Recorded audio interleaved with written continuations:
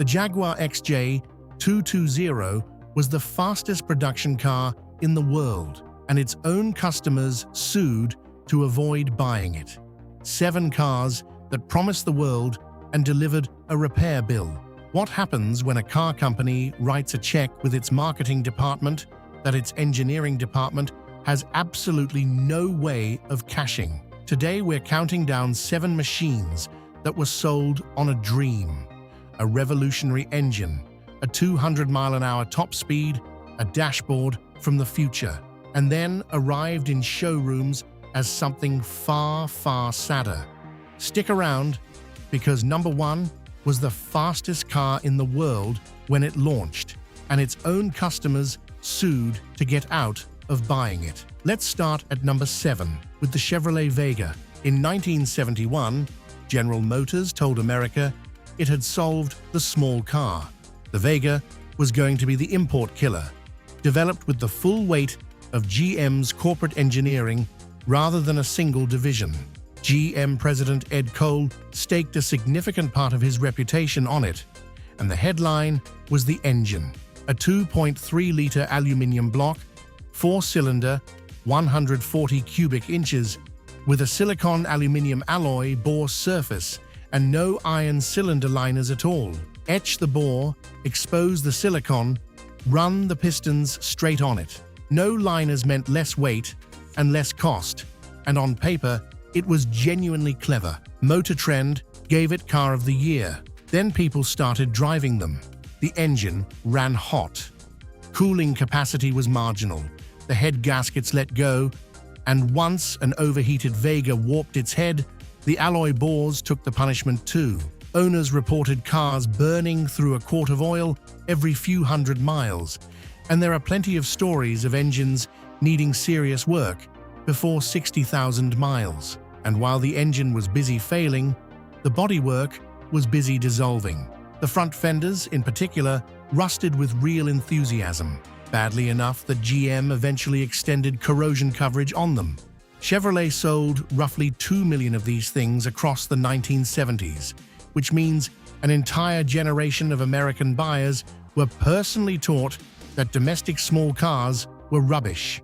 Ford's Pinto was making headlines for rather different reasons at the same time, and together they handed consumer advocates like Ralph Nader all the ammunition they needed. Toyota and Datsun sent a thank you card. Our next pick had gullwing doors and no ashtray, and that combination tells you almost everything. Number 6 is the Bricklin SV1. Malcolm Bricklin had already made his money importing Subarus to the United States, becoming the man who introduced the brand to North America. And in 1974, he decided what America really needed was a safety car you'd actually want. SV stood for Safety Vehicle. It had massive integrated bumpers, a steel perimeter frame, acrylic panels, color-bonded to fiberglass so it never needed painting, and huge powered gullwing doors. Bricklin was so committed to the safety message that the car came with no ashtray and no cigarette lighter because he didn't want people smoking while they drove. Here's the problem with a powered gullwing door.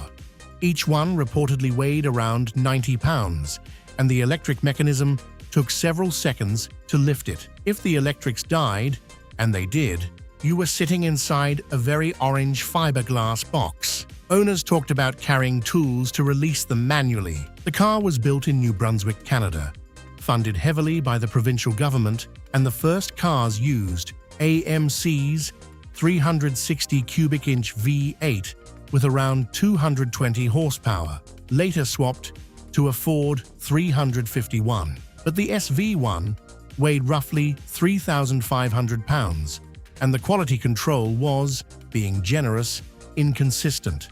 Panels didn't line up, doors leaked. The company burned through public money and collapsed in 1975, with somewhere around 2,850 cars built. New Brunswick's taxpayers were left holding a debt that took years to sort out. Number 5 went the other way entirely. Instead of safety, it sold the future. The Aston Martin Lagonda, launched in 1976, is one of the great acts of automotive bravado. William Townes, The designer responsible for a remarkable run of angular British shapes in that era drew a four-door saloon that was almost impossibly low and flat, with a nose you could serve dinner on, and Aston Martin, a company that was, frankly, broke, showed it at the Earl's Court Motor Show and started taking deposits immediately. The money from those deposits reportedly helped keep the lights on. The reason it made headlines wasn't the wedge, though. It was the dashboard. No dials. Instead, touch-sensitive switches and a cathode ray tube display, later gas plasma and vacuum fluorescent screens, all controlled by early 1970s electronics in a hand-built British car. This was 1976. The Apple II hadn't been released yet. It didn't work. The development of the electronics reportedly cost several times what the entire body shell development had, and the first car was delivered years later than promised. Screens went blank. Displays gave readings that were, let's say, imaginative. Aston later switched suppliers and redesigned the system more than once, and the cars that reached customers often spent their early lives being sorted. Underneath the sci-fi was a 5.3-liter V8 and a lot of very traditional Aston Martin, so it drove reasonably well when it drove at all. Around 645 were built across 13 years. It's beloved now. At the time, owning one was a hobby. Our next entry didn't come from a tiny, struggling boutique. It came from the largest car company on Earth. Number 4 is the Cadillac V8-6-4 from 1981. The idea was excellent and about 25 years early. The context matters here. The 1973 oil crisis had sent fuel prices through the roof, and CAFE fuel economy standards were tightening, which put enormous pressure on American manufacturers to find efficiency wherever they could.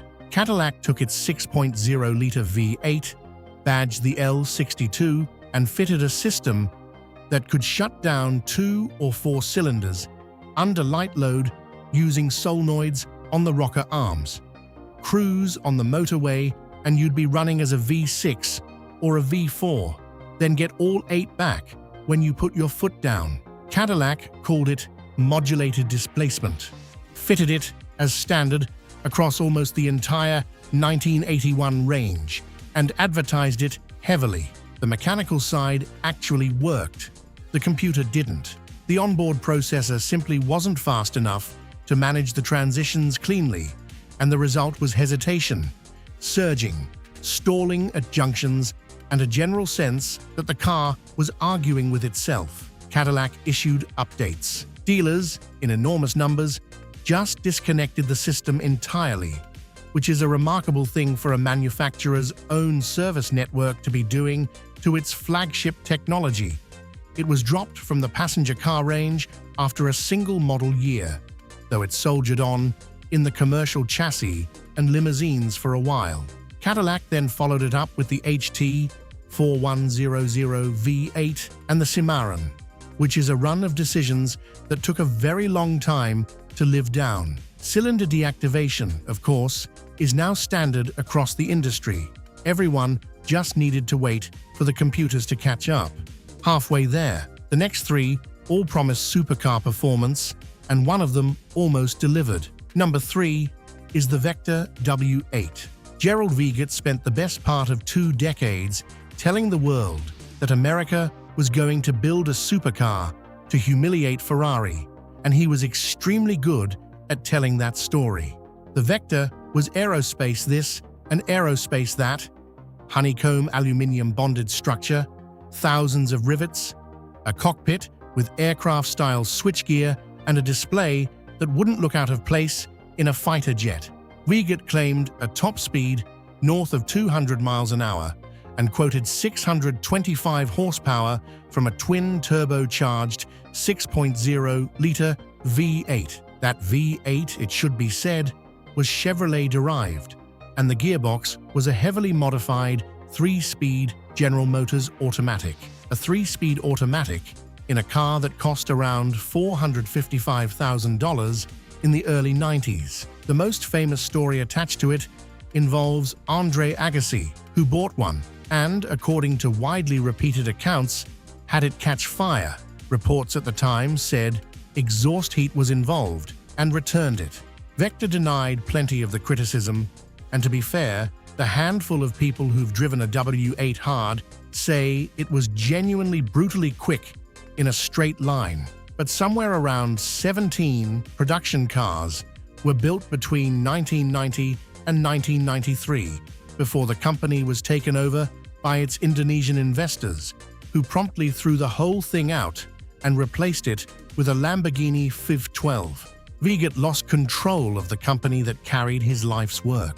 Our number 2 is arguably the most famous failed car ever made, and it wasn't the car's fault.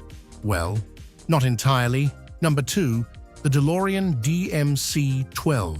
John DeLorean was the man who'd given Pontiac the GTO and run Chevrolet, then walked away from General Motors to build his own car. The pitch was extraordinary. A stainless steel, gullwing doored, mid-engine sports car with a chassis engineered by Colin Chapman's Lotus, styled by Giorgetto Giugiaro, built in a brand new factory at Dunmurry outside Belfast, with around £100 million of British government money behind it because Northern Ireland desperately needed the jobs. Then you got in and pressed the throttle. The engine was the PRV V6, the 2.85-litre Peugeot Renault Volvo unit, and in American emissions trim, it produced about 130 horsepower in a car weighing roughly 2,700 pounds. 0 to 60 took somewhere around 10.5 seconds, slower than a Datsun 280ZX at more than $25,000 when a Corvette was cheaper. The stainless panels showed every fingerprint. Early build quality out of a factory staffed by workers who'd never built a car before was rough enough that DeLorean set up quality centers in the United States to fix cars before delivery. They planned for 10,000 to 12,000 cars a year. The market for expensive sports cars fell apart. In 1981, unsold DeLoreans piled up, and in October 1982, John DeLorean was arrested in a cocaine trafficking sting. He was acquitted on grounds of entrapment, but the company was already gone. Around 9,000 cars were built in total, and the whole thing lasted about 2 years. Which brings us to number 1, and a car that hit every performance target it set and still ended up in court. Number 1 is the Jaguar XJ220. At the 1988 British Motor Show, Jaguar unveiled a concept that stopped the industry dead. A 6.2-litre V12, four-wheel drive, scissor doors, and a claimed 200-mile-an-hour top speed, built largely by a group of Jaguar engineers led by Jim Randall, who'd worked on it in their own time. They called themselves the Saturday Club. The reaction was so overwhelming that Jaguar announced it would build it, and buyers queued up with deposits reported at £50,000 against a price approaching £400,000. Some of those deposits were reportedly changing hands for profit before a single car existed. Then reality arrived. The V12 with four-wheel drive couldn't be made to meet emissions and packaging requirements without the car becoming enormous. So the production XJ220, built by Jaguar Sport with TWR at Bloxham from 1992, used a 3.5-litre twin-turbocharged V6 derived from the Metro 6R4 rally program, driving the rear wheels only. It made 542 horsepower, and it was, by any sane measure, staggering. Martin Brundle took one round the Nardo Bowl at over 217 miles an hour, making it the fastest production car in the world. The McLaren F1 would claim that record just 2 years later, but in 1992, the XJ220 was the benchmark. Didn't matter. Buyers had ordered a V12 with four-wheel drive and been handed a turbo V6, and by 1992, the supercar bubble of the late 80s had burst, and the final price had climbed past £400,000. The Ferrari F40 and Porsche 959 had reset expectations for what a supercar could be, and the XJ220's compromised specification looked worse by comparison. Depositors refused to complete. Jaguar sued some of them sued Jaguar, and the whole affair dragged through the courts. Of the roughly 350 cars planned, around 275 were built, and unsold examples were reportedly still sitting around, years later being discounted heavily. A car that broke the world record and still couldn't give itself away. So there you have it. 7 cars that were sold on a promise nobody could keep. From an engine with no cylinder liners to a supercar its own customers went to court to avoid. Now I want to hear from you. What ranked car video do you want me to do next? Worst engines ever built? Cars that saved their companies? The best value classics you can still buy today? Put it in the comments and I'll get to work. And if you enjoyed this one, hit like and subscribe, because there's plenty more where this came from. Thanks for watching, and I'll see you in the next one.